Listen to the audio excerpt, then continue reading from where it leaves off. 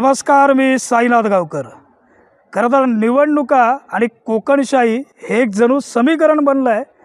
त्यामुळेच आगामी विधानसभा निवडणुकांचं बिगुल जे हे अवघ्या काही दिवसातच वाजणार आहे. पण तत्पूर्वीच महत्त्वाचं समजल्या जाणारा तरुणाई, या तरुणाईच्या मनामध्ये नेमकं काय दडलं आहे, तरुणाईंचं नेमकं म्हणणं काय, तरुणाईच्या नेमक्या अपेक्षा काय त्या जाणून घेण्याचा कोकणशाहीनं प्रयत्न करत आहे. आणि अर्थातच आज आम्ही आलोत देवगड महाविद्यालयामध्ये.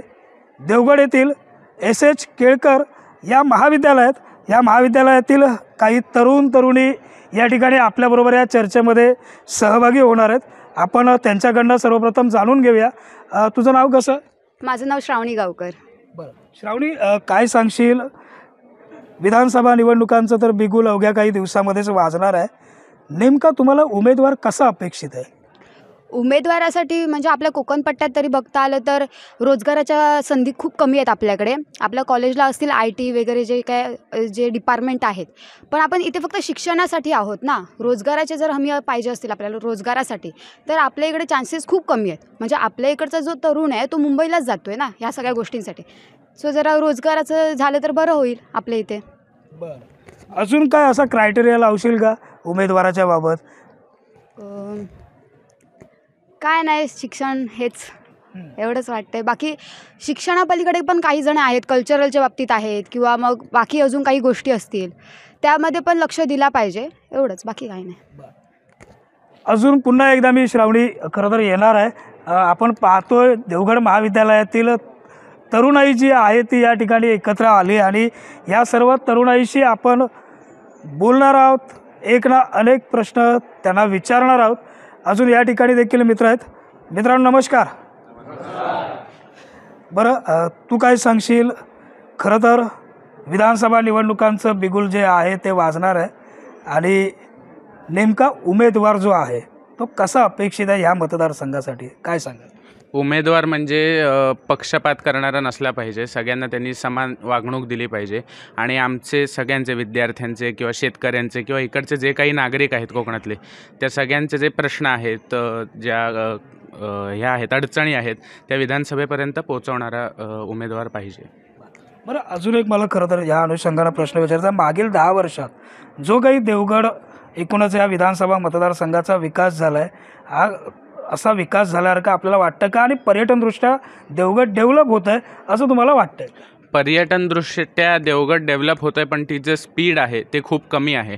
आता देवगडचं पर्यटन स्थळं जर तुम्ही बघितले तर समुद्र आहे, किल्ला आहे, इकडचं सी फूड नॉर्मली सगळं चांगलं आहे. गोव्याचे बरेच जे फॅक्टर्स आहेत ते देवगडात पण उपलब्ध आहेत, पण तरी गोवा आणि देवगड यातलं जे पर्यटनाचं जे मात्रा आहे ती खूप कमी आहे. गोव्यात खूप जास्त पर्यटक असतात, देवगडात खूप कमी आहेत. पण प्रगती होती आहे, पण ती खूप हळू होती आहे, स्पीड खूप कमी आहे प्रगतीचं. बरं मित्र, तुझं नाव काय? हर्ष राणे. तू काय सांगशील? नेमका उमेदवार कसा अपेक्षित आहे, माझा पहिला प्रश्न. सर्वात महत्त्वाचं, जर आपल्याकडे पर्यटन क्षेत्र खूप मोठं आहे, त्या दृष्टीने आंबा आपला सर्वोत्कृष्ट उत्पन्न आहे. तसंच आपल्या आंब्याला उत्पन्न अजून वाढण्यासाठी आपल्या इथं नांदगावला होतच आहे. त्याचसोबत आपल्या इथे देवगड विजयदुर्ग दरम्यान जर कुठे पोर्ट झालं तर ते उपयुक्त ठरेल ट्रान्सपोर्टसाठी. खूप चांगली अपेक्षा या मित्रांनं आपल्याशी बोलताना व्यक्त केली आहे. खूप सुंदर. मी पुन्हा एकदा तुझ्याकडे येणार आहे. मित्र, तू काय सांगशील? कशा पद्धतीचे उमेदवार एकूणच आता देवगडमध्ये अपेक्षित आहेत? खूप चांगल्या प्रकारचे उमेदवार आपल्या देवगड तालुक्यामध्ये तर बघायला आवडेल. आणि मेन म्हणजे तर आपल्या देवगड तालुक्यामध्ये जरा रुग्ण हॉस्पिटलची जरा कमतरता आहे आणि चांगल्या हॉस्पिटलची कमतरता जरा आपल्या देवगडमध्ये व्हायला हवी, एवढंच बोलेल. चांगले हॉस्पिटल्स व्हायला हवेत असं त्याचं म्हणणं आहे. मित्र, तू काय सांगशील? कसा उमेदवार अर्थातच पुन्हा एकदा विधानसभेमध्ये त्या विधिमंडळामध्ये पाहायला आवडेल? आपल्या देवगड तालुक्यात किंवा आपल्या कोकण भागात जास्त तर हॉस्पिटल्स म्हणजे नाहीच आहेत. गोवा, मुंबई अशा ठिकाणी जावं लागतं आहे. तर ते आपल्या कोकण भागात किंवा देवगड म्हणजे जवळच्या भागात व्हायला पाहिजे अशी माझी विनंती असेल त्यांच्याकडे. आणि किंवा आपल्याकडे एस टींच्या किंवा रस्त्यांच्या जे अडचणी आहेत तर ते पण सॉल्व्ह व्हायला पाहिजे असं आपल्याला. बरं, एकूणच पुन्हा एकदा मी आपल्याकडे येणारच आहे. या ठिकाणी तरुणाई अजून जमलेलं चित्र आपण कोकणशाहीच्या स्क्रीनवरती पाहतोय. देवगड महाविद्यालयातील हे सर्व तरुणाई आहे. तुम्ही काय सांगाल, एकूणच कशा पद्धतीनं मागील 10 वर्षात देवगडचा पर्यटनदृष्ट्या खरंच विकास झाला आहे का? तुम्हाला काय वाटतं? हो, मला वाटतं की देवगडचा पर्यटनदृष्ट्या खूप चांगल्या प्रकारे विकास झाला आहे. कारण मेन म्हणजे थिएटर, जी गोष्ट आपल्याकडे अवेलेबल नव्हती, ज्यासाठी पिक्चर बघणं किंवा मनोरंजनासाठी आपल्याला कणकवली, सावंतवाडी अशा ठिकाणी प्रवास करून जायला लागत होतं, किंवा आता पवनचक्कीवरचं गार्डन असेल, अशा बऱ्याच गोष्टी आहेत ज्या दृष्ट्या पर्यटनाचा विकास झाला आहे. पण नुसता पर्यटनाचा विकास महत्त्वाचा नाही, तर रोजगाराचा प्रश्न आपल्या कोकणात किंवा आपल्या जिल्ह्यात खूप मोठ्या प्रमाणात आहे. तर माझ्या मते काही प्रकल्प असतात किंवा काही विषय असतात जे आपल्यापर्यंत सरकार पोहोचवण्याचा प्रयत्न करतं, पण काही राजकीय पक्ष त्यांच्या फायद्यासाठी त्याला टाळतात किंवा त्याला दुसरीकडे नेण्याचा प्रयत्न करतात. आणि तेच प्रकल्प जर दुसऱ्या देशात किंवा दुसऱ्या राज्यात गेले तर मग त्यांना रोजगाराचा प्रश्न दिसतो, जो की आपल्याकडे आल्यावर तर ते त्याला नकारच करतात असं मला वाटतं. त्यामुळे इकडे मोठ्या प्रमाणात प्रकल्प किंवा इंडस्ट्री व्हाव्या ही माझी अपेक्षा आहे. आता तू प्रकल्पांचा विषय काढलास, रोजगारांचा विषय काढलास, म्हणून हा मुद्दाहून प्रश्न मला तुला विचारावा वाटतं, जो प्रश्न आम्ही कोकणशाहीच्या माध्यमातून नेहमीच विचारत असतो. खरं तर कुठलाही प्रकल्प आला कोकणात की त्या प्रकल्पाला विरोध करणारे पहिले विरोधी झेंडे समोर जातात. ही मानसिकता एक तरुण पिढी म्हणून, तरुणाई म्हणून तुला योग्य वाटते का गं?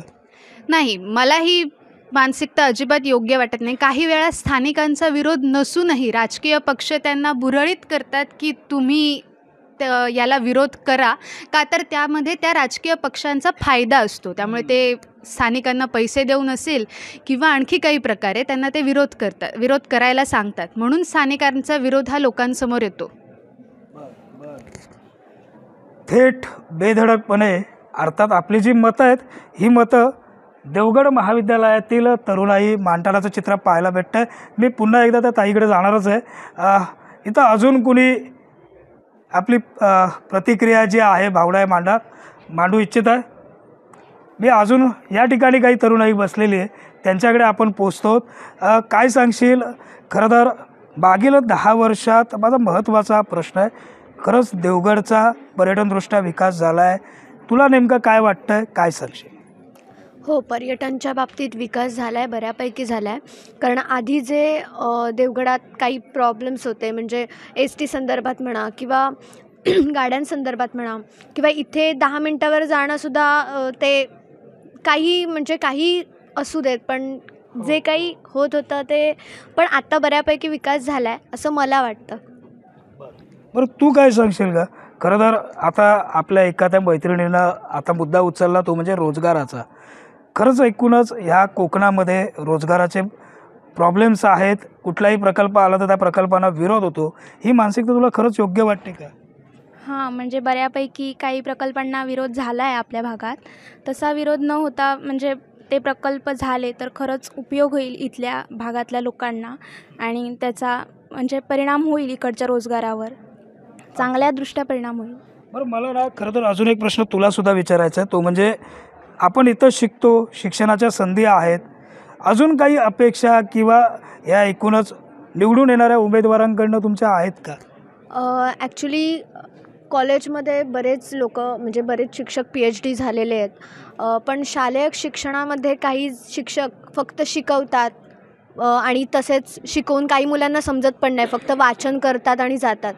सो हे कुठेतरी बदललं पाहिजे असं मला वाटतं. हे कुठंतरी बदललं पाहिजे अशी अपेक्षा मात्र या मैत्रिणीनं आपल्याशी बोलताना व्यक्त केली आहे. आपण एकूणच ही जी चर्चा आहे ही चर्चा पाहतोय. तरुणाई अजून आहेत आणि त्यांच्याबरोबर आपण चर्चा करणार आहोत. देवगड महाविद्यालयामध्ये आहोत.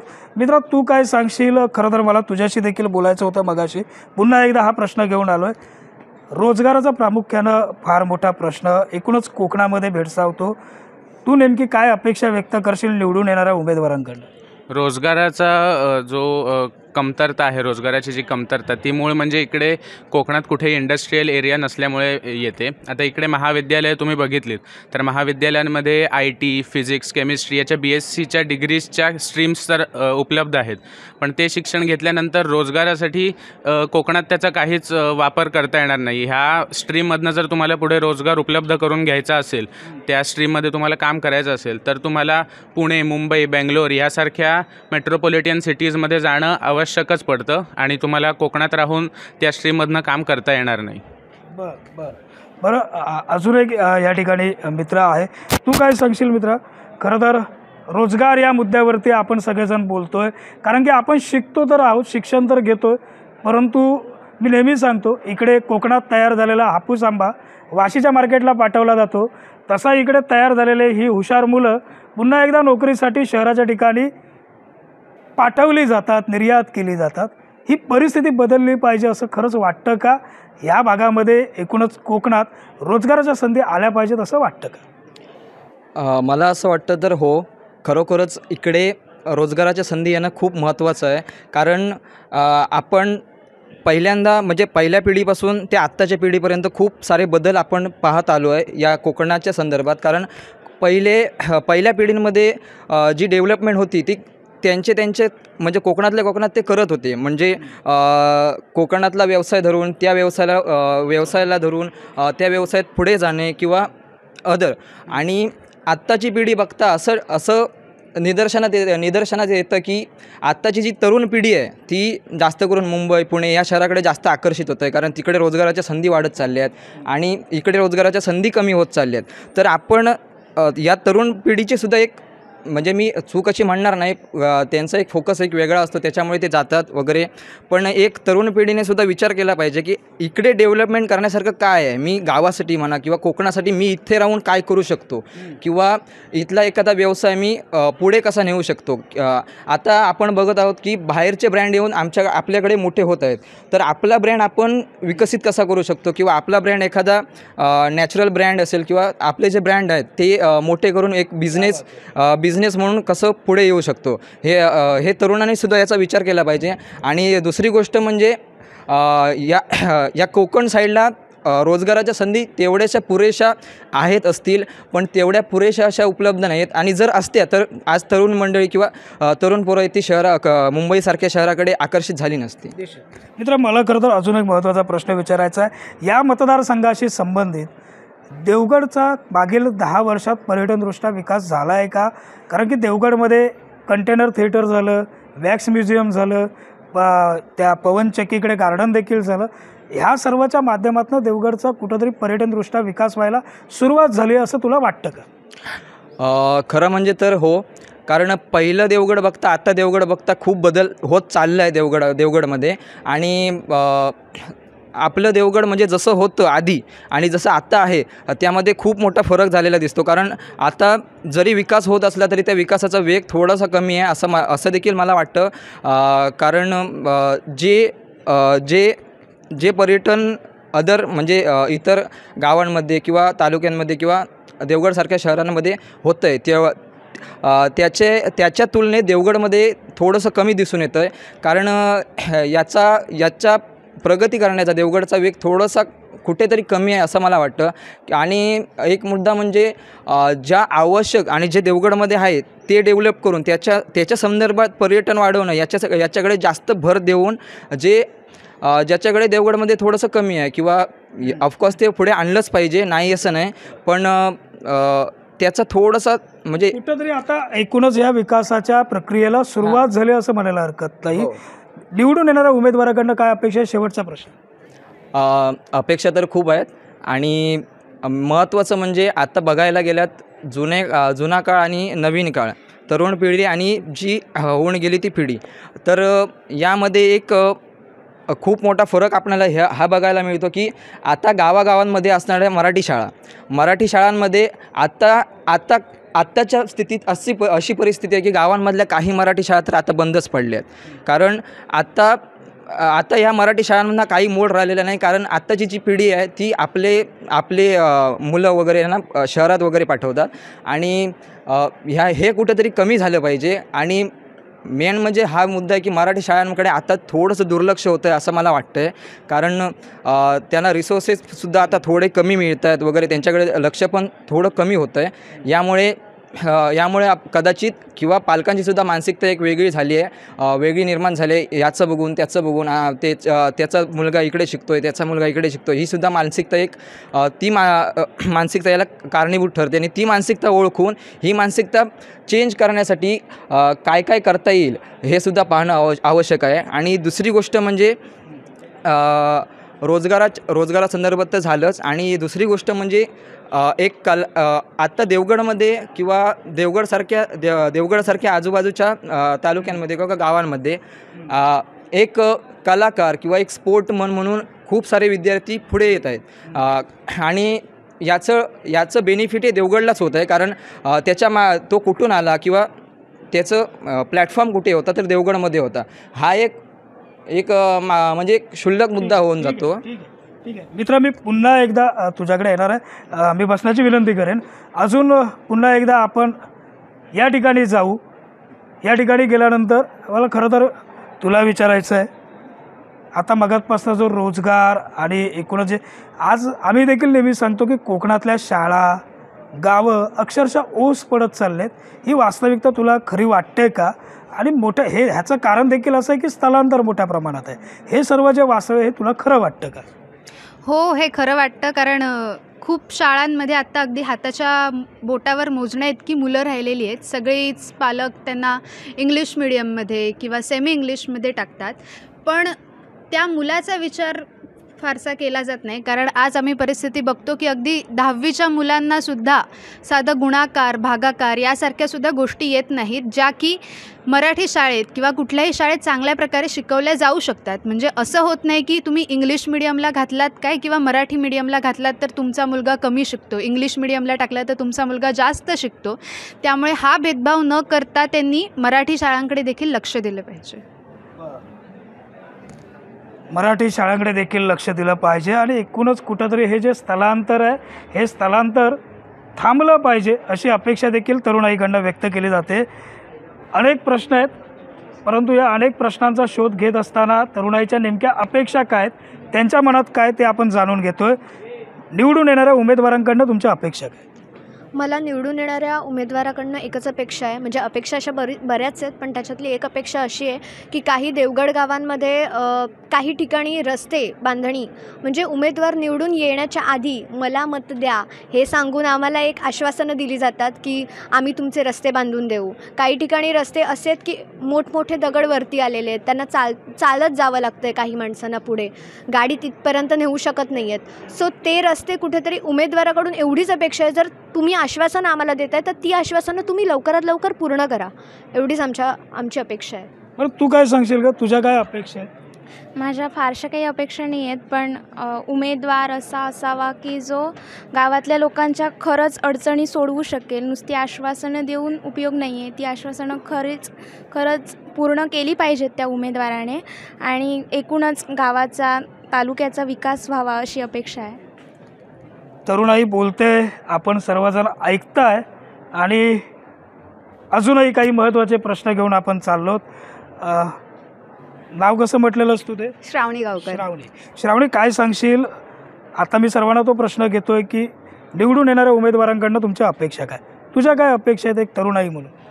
एक तरुणाई म्हणून माझ्या एवढंच अपेक्षा आहेत की त्यांनी लोकांमध्ये राहून लोकांचे जे प्रश्न आहेत ते सोडवले पाहिजेत, नाही की फक्त बाकीच्या गोष्टींकडे लक्ष दिला पाहिजे.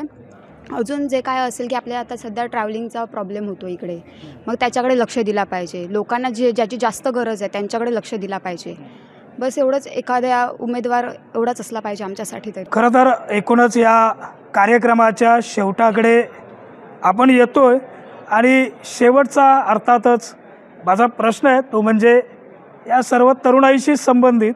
सगळ्यात अगोदर आपण जाऊया या मुलांकडे. मित्रांनो, तुमच्या बाजूचे एक खरं तर प्रमुख प्रश्न या ठिकाणी मी मांडतोय.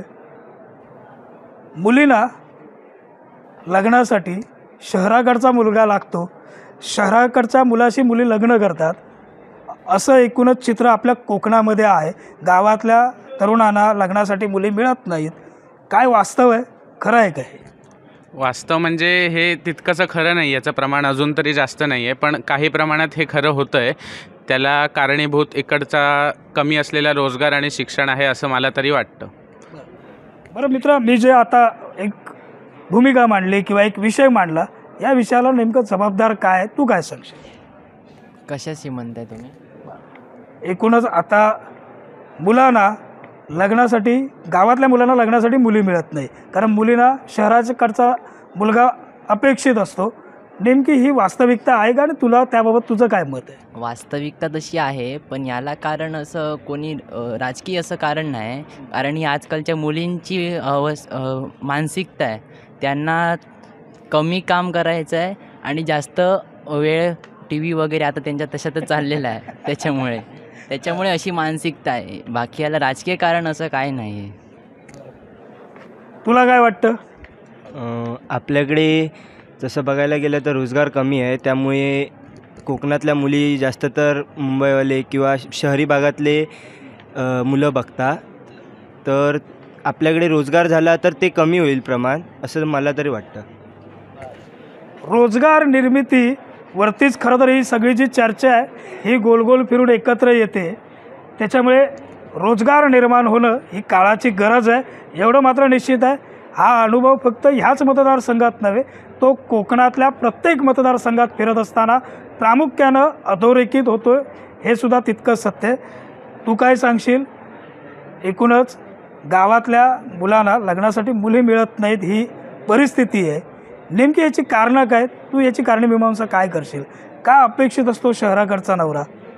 शहराकडचा नवरा म्हणजे एकतर गावामध्ये सोयी सुविधांची कमतरता असते, रस्ते नीट नसतात, त्यामुळे कुठेही अगदी आपत्कालीन परिस्थिती आली तर प्रवास करायलासुद्धा खूप वेळ लागतो. तसं शहरामध्ये होत नाही, अगदी काही मिनिटांमध्ये आपल्यापर्यंत सोयीसुविधा पोचतात.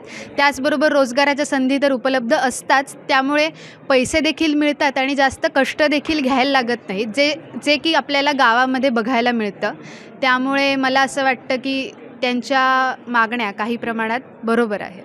बरं, अजूनही काही तरुणाई जी आहे ती या ठिकाणी आहे. तू काय सांगशील? खरं तर आता मागातपासून जो माझा प्रश्न चाललेला आहे त्याच प्रश्नाचं उत्तर मला खरं तर तुमच्याकडनं मिळवायचं आहे. शहराकडचा नवरा अपेक्षित असतो, नेमकी कारणं काय? कारण असं आहे की म्हणजे काही मुलींचे ड्रीम्स असतात की इकडे गावी शिक्षण करायचं चांगल्या कॉलेजमध्ये, आणि मुंबईचा चांगला, ऑफकोर्स मुंबईला चांगले जॉबवाले म्हणजे असं नवरा वगैरे भेटतो, मुलं असतात तिकडे. तिकडची मुंबईचं शिक्षण थोडं हाय लेवलचं आहे, म्हणजे जास्त असं. त्याच्यामुळे मग सर्वांना म्हणजे मुली जे आहेत ते असं समजतात की नाही, आपल्याला इकडे शिक्षण करायचं आहे गावी, आणि मुंबईला जाऊन मुलगा ऑफकोर्स चांगल्या नोकरीचा वगैरे भेटणार असं. मग त्या आधीच असं ठरवतात की, पण ते असं विचार करत नाही की आपण गावी सेटल होऊ शकतो किंवा गावचा असं मुलगा भेटू शकतो कोणीतरी. मग त्याप्रमाणे रोजगार, म्हणजे इथे जर रोजगार चांगला भेटत असेल तर ऑफकोर्स मुलींचे विचार इकडे बदलतील थोडे, म्हणजे त्यांचे विचार बदलतील की आपण इकडेच सेटल होऊया वगैरे असं. खरं तर मला अजून एक प्रश्न तुला विचारायचा आहे. नेमक्या अपेक्षा काय आहेत गं तुझ्या निवडून येणाऱ्या उमेदवारांकडनं? कारण विधानसभेच्या निवडणुकांचं बिगुल तर वाजणार आहे, आणि त्या अनुषंगानं तरुणाईच्या मनात काय, हा स्पेशल कार्यक्रम जो आहे तो आपण देवगड महाविद्यालयात घेतो आहे. काय नेमक्या अपेक्षा आहेत निवडून येणाऱ्या उमेदवारांकडनं? असं म्हणजे माझं काही जास्त अपेक्षा नाही. इकडे पर्यटन वगैरे त्यांच्यावरही विकास व्हावा एवढीच अशी इच्छा आहे, आणि असं की सर्वांना प्रॉपर असं त्यांची हक्क भेटावा एवढीच इच्छा आहे, की व्यवसायाबाबत किंवा काय असं एवढंच. इकडे रोजगार निर्मिती व्हावी एवढीच इच्छा आहे. आपण शेवटचा सेगमेंट घेऊन चाललो आहे.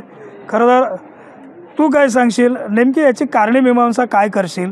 कारण की शहराकडचा नवरा अपेक्षित असतो, काय नेमकी त्याची कारणमीमांसा करशील? प्रत्येक मुलींचं हे वेगळं असतं की शहराकडचा मुलगा हवा, गावाकडचाच मुलगा हवा. पण असं मला वाटतं की गावाकडचाच जर का मुलगा असला तरी काही प्रॉब्लेम नाही. फक्त शहरातल्या मुलं काय म्हणतात ना की त्यांच्याकडे फक्त पैसे असतात किंवा जमिनी म्हणा, किंवा पण गावातली जेवढी मुलं जेवढी श्रीमंत आहेत तेवढी मला तरी असं वाटतं की शहरातली मुलं तेवढी हे नाही आहेत. जेवढे गावाकडची मुलं कष्ट करतात तेवढी शहराकडची तेवढी नाही करू शकत असं मला वाटतं. सो क्या बात आहे. गावाकडच्या मुलांच्या कष्टाचं चीज हे कुठंतरी ही समस्या प्रामुख्यानं सुटून मिटावी एवढी अपेक्षा मात्र सर्वांचीच आहे. अगदी हाच प्रश्न घेऊन मी शेवटच्या 1-2 तरुणाईकडे जातो आहे. श्रावणी, तू काय सांगशील? ही जी समस्या आहे प्रामुख्यानं की शहराकडचाच नवरा अपेक्षित असतो मुलींना, नेमकं का गं? असे काय कारण आहेत? सध्या मुली कोकणातल्याच आहेत. कोकणातल्या मुलींचं असं असतं की आता अजूनपर्यंत आपण इथेच राहिलो आहे ना, मग अजून काहीतरी आपल्यामध्ये चांगलं होण्यासाठी, लाईफ तरी आपली चांगली गेली पाहिजे याच्यासाठी ते मुंबईचा नवरा बघतात. किंवा मग इकडे सोयी ज्या कमी आहे त्या आपल्याला मुंबईला तसं होणार नाही. मुंबईला जे काय असतील ते प्रॉब्लेम सॉल्व्ह होतात पटापट, तसं इकडे कोकणात होत नाही. कोकणात फिरताना प्रॉब्लेम होतो, ट्रॅव्हलिंगचा प्रॉब्लेम होतो किंवा मग बाकीचे नेटवर्क इश्यूज असतील. त्याच्यामुळे मुलींचं असं होतं की गावात राहून पण आत्तापर्यंत आपण गावीच राहिलो आहे ना, मग अजून आपल्याला बेटर लाईफ हेच होणार की लग्नानंतर काहीतरी बेटर होऊ शकतं. मग त्यांचं हेच मत असतं की मुंबईचा नवरा असेल तर बेटर आहे ना गावातल्यांपेक्षा, कोकणातल्यापेक्षा. मग अशा पद्धतीचे काही प्रकल्प ह्या मतदारसंघामध्ये अपेक्षित आहेत का, जेणेकरून हा मतदारसंघ कोकण, सिंधुदुर्ग ह्या भागातल्या तरुणी ह्याच ठिकाणी राहतील? असं असेल तर मग रोजगाराच्या येऊन पॉईंट त्याच गोष्टीकडे येतोय की रोजगार. जर रोजगार असेल तरच इकडच्या मुलांना जे आहेत आत्ताचे तरुण त्यांना जॉब अवेलेबल होतील किंवा मग बाकीच्या काही गोष्टी असेल ते अवेलेबल होतील. म्हटल्यावरती मग जर प्रत्येक मुलाकडे जर जॉब असेल किंवा सर्व असेल तो कोणतीही मुलगी दुसरीकडे जाण्याचा प्रयत्न करणार नाही. आणि बहुतेक मुलींना कोकण आवडतं म्हटल्यावरती जर इकडच्या मुलांना जर रोजगार भेटला तर मुली ऑफकोर्स इकडेच राहणार आहेत. तरुणाईच्या मनात काय हा कोकणशाहीचा स्पेशल कार्यक्रम आपण दरवेळी निवडणुकीच्या अनुषंगानं, लोकसभेची निवडणूक असेल, विधानसभेची निवडणूक असेल, घेत असतो. पण प्रामुख्यानं कुठल्याही महाविद्यालयात जावा त्या ठिकाणी मात्र रोजगार हाच प्रामुख्यानं मुद्दा मांडला जातो. हे सुद्धा तितकंच सत्य आहे. देवगड महाविद्यालयातील विद्यार्थ्यांनी देखील हाच मुद्दा या ठिकाणी अधोरेखित केलेला आहे. तुर्तास आजच्या विशेष कार्यक्रमात आपण इथंच थांबतोय, पण आपण मात्र कुठेही जाऊ नका. पाहत राहा चॅनल कोकणच्या समृद्धीचं कोकणशाही.